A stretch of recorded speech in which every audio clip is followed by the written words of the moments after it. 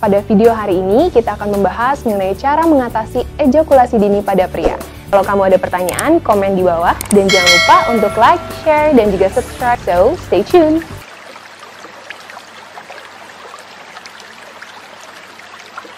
Ejakulasi dini merupakan salah satu dari gangguan ejakulasi.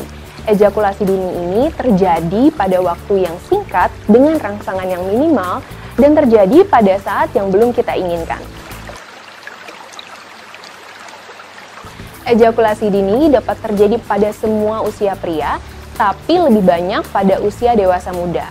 75% pria mengalami ejakulasi setelah 2 menit penis berpenetrasi ke dalam vagina.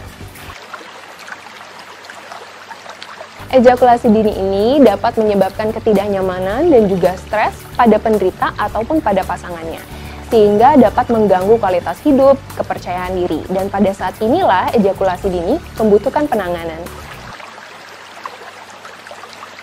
Seorang pria dikatakan mengalami ejakulasi dini jika pria tersebut mengalami beberapa gejala sebagai berikut.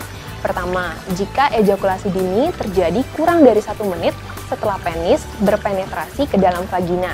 Kedua, keluhan ini dialami kurang lebih 6 bulan. Ketiga, jika ejakulasi dini terjadi pada hampir atau seluruh aktivitas seksual.